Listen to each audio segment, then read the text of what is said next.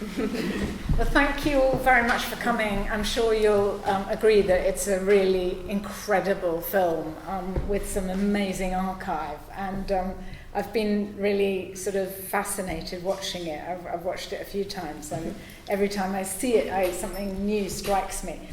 And Dolya, as you may or may not know, is an actor and a director.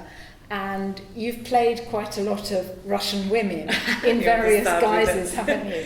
I have. Like sort of sometimes quite stereotyped Russian women. Russian women or Eastern European women, because usually it kind of falls under one big category. And I guess one of the impetus was to do this film was to say there is more to women. And that kind of desire, I think, to get some authenticity and to go deeper into character. I think, for me, probably character is quite a central thing in my work. And how did you go about choosing your cast? Well, I knew that I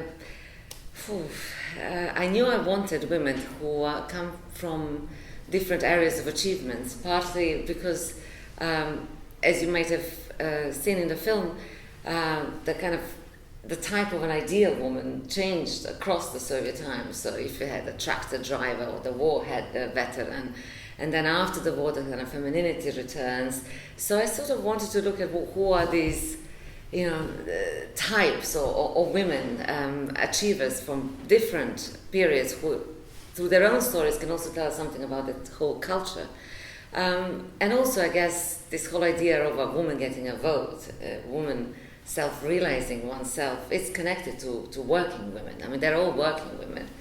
And for me, one of the central questions which is still very current, is, how do we combine work and family life and all the other things that we often have to juggle. Yeah, and work-life balance sometimes doesn't seem to even be a factor. Like people sort of pushed into doing incredible things and then coming home and doing everything. And there's that gap between the rhetoric about Soviet womanhood and about equality and about being able to do anything that a man can do. And at the same time, the everyday reality. Svetlana Alexeyevich puts it very well. He's going to smother you with tulips in the morning, and by night he'll be as drunk as a pig and sort of beat you up. So I think that it's interesting about the early Soviet Union, the way that there were some really quite radical feminist ideas, weren't there? There were, and what I found fascinating, and also again why Soviet Union, because it was for the first time on such an official scale that women and men were proclaimed equal, officially at least. How much was the reality? That's partly the film is looking at it. But for me the question was, well, that must have done something to the women's consciousness, regardless, whatever happened behind the closed doors. But also the Russian feminists, or the early Russian feminists, many things they have achieved before the revolution, like the right to be educated, even the right to vote. What happened in some way with the Soviet Union was that, in the early days especially, these amazing freedoms were granted, like, easily to divorce, illegitimate children got full rights. But on the other hand, with the kind of, officially the government says, well, look, we have given you freedom, we have given you equality, you should be grateful to us. Whereas this kind of interplay between the feminism and socialism I found quite interesting. And then, of course, there were many Russian feminists like Alexandra Kollontai and Essa Arman whose ideals really collided with socialist ideals. So they were preaching free love. They were preaching free love, Alexandra Kollontai in particular. And, early 20s, like with the avant-garde movement, there was this kind of great time of experiment and exploration of what it is this new human being going to be like, what morality they're going to have. And one of the central questions was, for Alexandra Kollontai, the sexuality. And this idea that, in the bourgeois society, a man says to a woman, you are mine. And for her, that was a leftover of the kind of bourgeois thinking that in this new society we should create human beings that completely relate on another level, that marriage is a sort of a bourgeois concept. I mean, for those ideals she was very much also attacked, but nevertheless she was the first Minister of Social Affairs, so it's quite interesting. That, she thought sex should be as simple as drinking a glass of water. She's famous for that, yeah. In her book Flying Eros, I think she kind of said that, sex is much better amongst a couple who have similar interests, similar ideas and similar points of interest, but nevertheless that shouldn't stop us from having sex with other human beings too. So she was quite free for her time. Yeah. And you were telling me about this naked marathon. The naked marathon. The naked marathons that kind of sprang around in the 20s. I think first in Nevsky Prospect in St. Petersburg, which was this kind of movement down with shame that really took over some major cities. And what is funny in the archives, I found also this, I couldn't put it in the film, but the Minister of Health has warned that running in northern cities naked can have serious consequences for your health. and it was 1929, because I think there was a sort of a conservative revolution happening by that time, 1928, and the beginning of the Stalin's first 5-year plan and the industry, and suddenly I think all those kind of experiments and free ideas were seen not to fall under this kind of new vision of a Soviet man and a Soviet woman, and I guess they probably needed a strong family unit and many children to build up the industry. So, and that all got replaced by quite a sort of intense prudery, didn't it? Well, the kind of almost, a kind of a woman in a man's professions, a woman that can get on a tractor, a woman that can be a soldier, a woman that can do all these incredible things and yet at the same time be a mother heroine, because, you would get the special awards if you have many kids. So, it was sort of a and you get taxed if you don't have enough kids. It was incredible, isn't it? Yeah. A woman that can do many things. And having said that, I think one of the ways of probably that you could do all these things is that really, again, set up by the early Russian feminists, very much in the early days of the Soviet government, which was, I think, still very important things. Is free nurseries, childcare centers, all of those things are, I think, vital for a woman to get out of the house and work. Yeah, and it was almost a bit like a kibbutz, wasn't it? In that sort of, children were common property, and everything was meant to be communal. I mean, that's always the problematic, isn't it? How much do you live to the state, and how much the child should be sort of within your own family? And I guess one of the things of having the free nurseries and free all these centers, you're passing on elements of the upbringing to the state as well. I mean, and there can be pluses and minuses in that, I guess. Yeah. Quite a lot of the bringing up of children is done not by mothers and fathers, but by grandparents, and especially grandmothers. Yeah. And that's a kind of common thread throughout the whole 20th century and the whole time that I've been in Russia. Yes, I think there is a special relationship with babushkas in a kind of Russian society, also in the Bulgarian, and my grandmother looked after me until the age of 12, and she sort of, my mother always worked, and I think those stories, that the kind of the links between babushkas and then those next generations, I find very interesting, and there is an element, I think, running in the film, even subtly, the kind of these family histories or female histories, how they get passed on.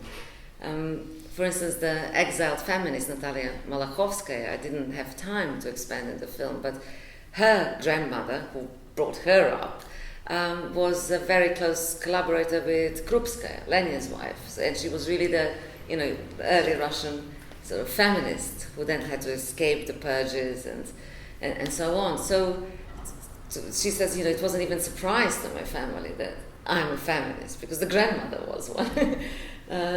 So I find, how those stories kind of get passed on quite fascinating. Yeah. And the film also reveals kind of hidden facts, well, things that I didn't know, for example, about some very public figures like Plisetskaya, the ballerina. Yeah. You know, that her father was a geologist and that he ended up in, you know, getting shot for God knows what. I love that the historian in the memorial, that you have a sense. I think all of those women, and especially in retrospective, when I kind of think about them, they have this unbelievable kind of love of life and certain. They stand for their beliefs, regardless whether you believe in what they do or not. And I think the historian, the Gulag Memorial, I think, you know, she will stand in court and she will say the truth of what she thinks is the truth. But with her also, you have, you know, her mother's first husband was a victim of Gulag. She works at the memorial. Her whole family works at the memorial. So the impact, Plisetskaya, yes. I didn't know, but and then you think about it, you know, that's probably one of the strengths in her art as well, the kind of the trauma. Yeah, the suffering sort of certainly seems to come out quite a lot in her dancing, very poignantly. What really struck me is just the extraordinary archive. And how did you go about getting it? Because, like, some of the stuff is just amazing. Like, when you see those women ripping off their veils in Uzbekistan, I think it is. Just stuff that I didn't know existed, you know. The archive, it's an amazing place. The Krasnogorsk is the main archive where all the kind of officially recorded documentaries, newsreels from the coronation of Tsar Nicholas are stored there, and it's the way this whole project started, as we mentioned at the beginning, was partly with the exhibition, the Superwoman work built online, which we did several years ago, and there I created these 3 archival films. So lots of the work in the archives already happened because it was there that I looked at this changing imagery of womanhood, of what is the ideal woman across Soviet times. And it was there that I realized that you can find quite a lot under the category of 8th of March, because the holiday in itself and the way people perceive this holiday changed over time. Of course, you know, there's the category of women's achievements or tractor drivers or space, you know, and so on. So I've spent quite a few years working in the archives. I have a wonderful collaborator there that, you know, would say, oh, I want to cover, you know, this area, you know, and then she would look at many, many tapes and then select hundreds tapes for me to come, and then we view and we select. We already had, the relationship with all the babushkas and the employees in the archive. Then you also with women. Hello. So they were actually helping me as well, which is very important because, you know, the way things are categorized, the way things are preserved, it's also very revealing, I think, of how the kind of the whole history is approached and you know what stayed or not, and it was very much an interplay between the archives and the heroines, because first I started with the archives and then I said, well, ideally I want to meet Pasha and Galina's descendants, you know, or you know, I'd like to meet Inessa Armans or Kollontais or any, you know, of the early feminists. So I knew I wanted a war veteran. But then when I met those people, new things came up, and then I went back to the archives. So there was a very much kind of interplay between the archives and my heroines. And in this interplay, I guess, that the film was created. And were they suspicious of you, the women in the archive, to start with? Even with my first film, I did a bit of archival research, so I sort of already knew them, but it takes a bit of warming up. But, you know, and again, you know, what's fascinating is this women working on relatively small salaries who are proudly guarding the kind of the history. And I think if it wasn't for them, who knows what would have happened with that archive, because actually it's wonderfully preserved.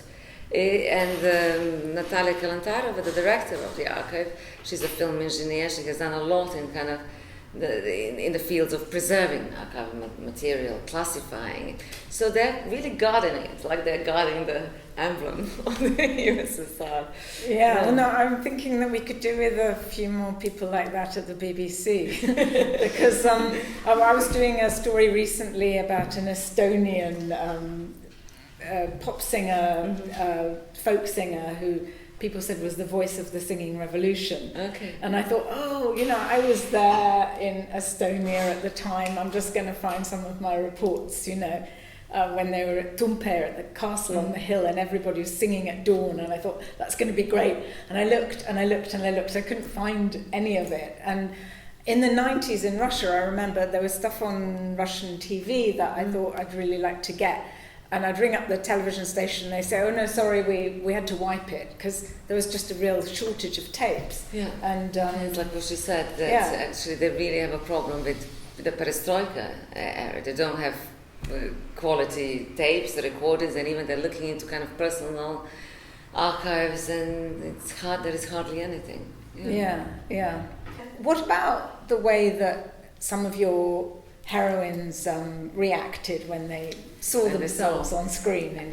So the first premiere was the Moscow Film Festival, and naturally I was very, very nervous about it, because it's real people, life is different with acting, it's fiction.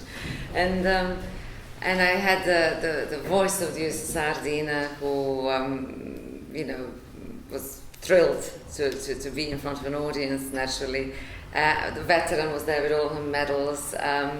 The artificial intelligence, Olgoskova, and Pasha and Gelina's descendants, the grandchildren, and quite a few of them. And it was very touching. I think they were very moved. The veteran, I told them in advance, you have to warn her that in the film there are different points of views, that she's not going, she's appearing around the 50th minute. And luckily she was sitting next to Dina, the professional, Dina Grigorevna. And I think she was quite quiet, but when Svetlana Alexievich's speech, the Nobel Prize speech, sort of came on screen, and when Svetlana says, this is for the Soviet people and they're suffering, she couldn't hold it anymore. And she went, what do you know? You haven't been at war. And what do you know of suffering? What do you know? And then Dina was like, no, don't worry. I'm sure you will appear now. You will be the bomb in the end. You will be. So she came on stage. She said she needed to digest things. And afterwards, it was very sweet, because it went into, last year, just before the lockdown, it came out in the cinemas in Russia, and there was another premiere, and again I had my heroines, and they came, Dina and the veteran with her medals, and the beauty blogger. I mean, very unusual cast if you see them all on the stage, and the veteran says, "Oh, Dolya, you brought such different views into one film, and for your bravery I give you a top mark." And I thought, okay, if the veteran of Stalingrad is giving a top mark, then something is right. Yeah, well, no, she really opened up to you, didn't she? She did. To tell you so many intimate details. She did, and actually she thinks it's important for now, for contemporary society to sort of to see these films. And I think that what I also felt, it's an important film for kind of a window into Russia, and a window, how kind of consolidates almost difference, in a human way. Yeah. You the way you chose your characters, I mean, some of them were sort of archetypes, like the heroic tractor driver, or the veteran, and some of them were women who are very successful now. But there were quite a lot of contemporary Russian women voices missing. Is that going to be part 2? I know what your incline is. No, I've met over 30-something women, and things in Russia often happen last minute. And initially we thought, there will be 10 women, and then everything last minute while we were filming in Russia, this confirmation came through, and some other women. So we were running around a bit like headless chickens to start off with, and then I had to go back and go deeper into some heroines. But I've also met younger women and I met feminists. But I felt that that's kind of a different film. That's maybe part two. Originally, I even thought that this film would be even more about the kind of older generation. I didn't even see the, Kaspersky, Oskova, and the blogger there. But they kind of fitted into this mosaic. I think they carried certain themes. But yes, I think the film about contemporary Russian feminism is a different film. Because I'm thinking about some women I heard about who run a women's shelter in St. Petersburg, and there was a group that was quite popular a few years back, but I'm not sure they've got quite so much power now. Мужское государство, men's state, which was very sort of emblematic of toxic masculinity, but they were sort of proud of it, and they were saying, women need to be put in their place, basically. And they made a big show of coming on International Women's Day to this shelter where they knew they wouldn't be welcome with these huge buckets of tulips. And I've never seen such aggressive flower giving. Really? Well, I mean, the way it was filmed. Interesting, yeah. Yeah, but I'm sort of wondering about some of the contemporary Russian feminists and how they. It's interesting that St. Petersburg seems to be sort of again the center for it, like it was, prior to the revolution. But I think lots of those organizations have lost fundings. They're underfunded. I had. Irina Yukina, one of the 3 women, she's very involved in the feminist movement, and there were, the whole St. Petersburg crowd actually was present in one of the screenings or premieres in Russia. I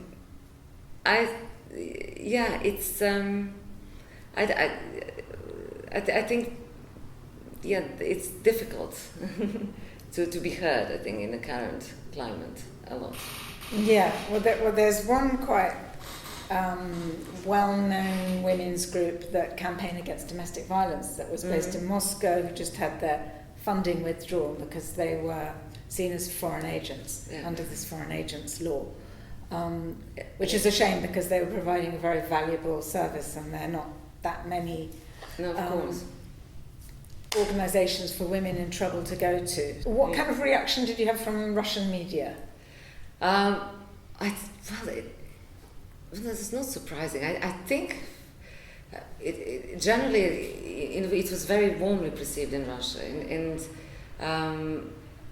I think part in the audience people saw their mothers, grandmothers, quite emotional, and I guess one of the main points that kind of seemed to go across is a foreigner came and finally somebody said something about Soviet women, and I think this kind of how did we manage to combine such polarizing women and points of view in a kind of one single space, and for them to work together.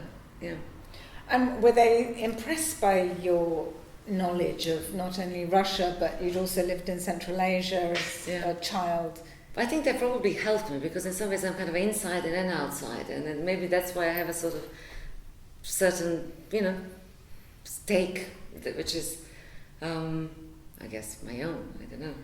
But I think probably helped me for them to open up to me as well, because I'm sort of in between.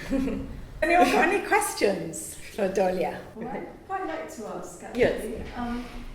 The thing that's most impressive about the film is it's a very, the narrative is complex and interweaving and overlaying, and there is a spontaneity about it, which I think comes from putting yourself in the frame that it was a series of encounters.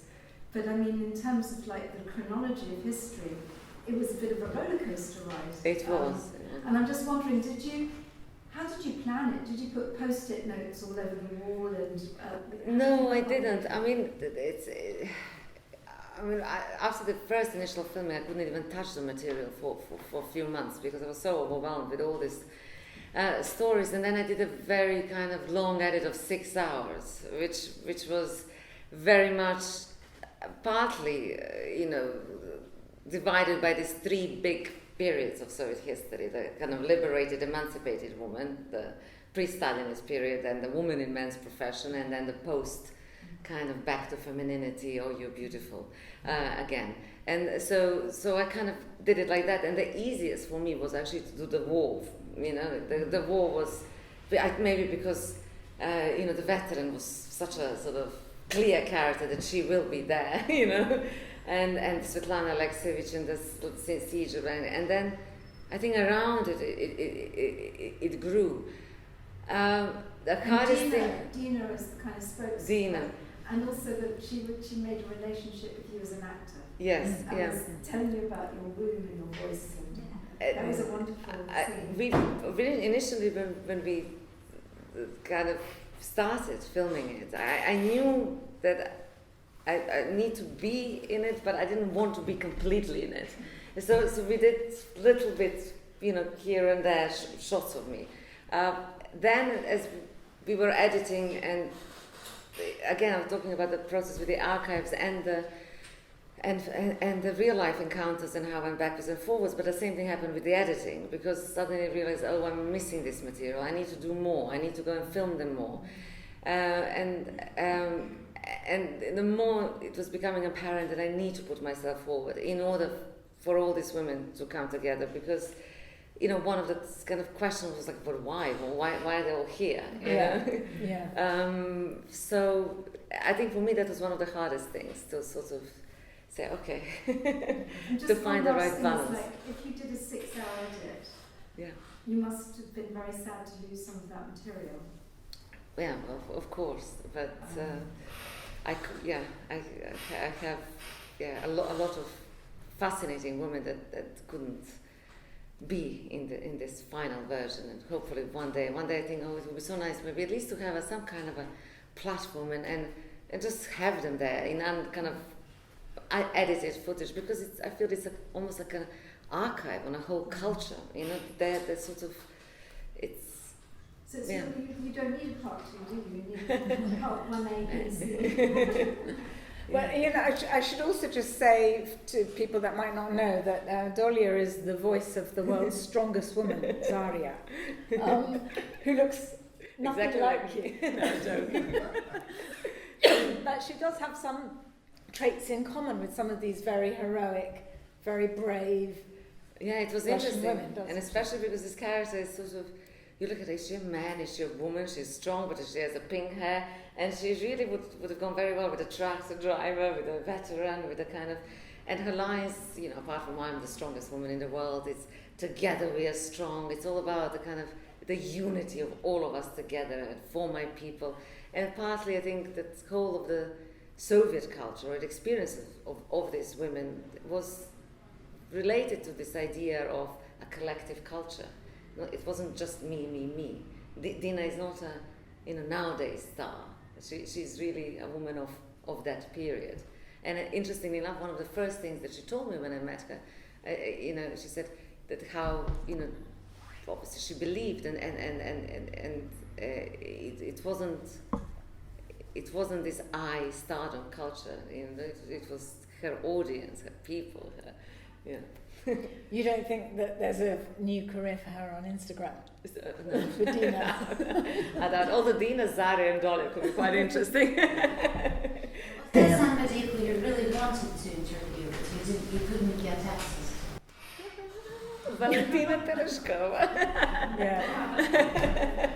Valentina Tereshkova is someone I tried to interview as well for a program I did about the first woman in space, and the closest I got was her daughter.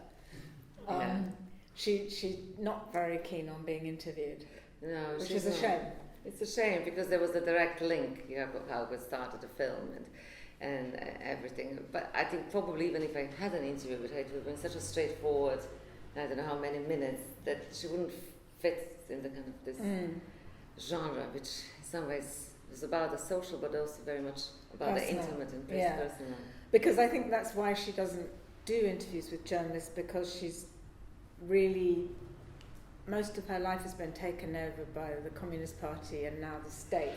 And she was sort of told who to marry. She was told everything from when she was plucked out of the Krasny Perikop textile factory and sort of turned into this superstar woman. But she hasn't had very much agency over her own life. And maybe that's why. Maybe.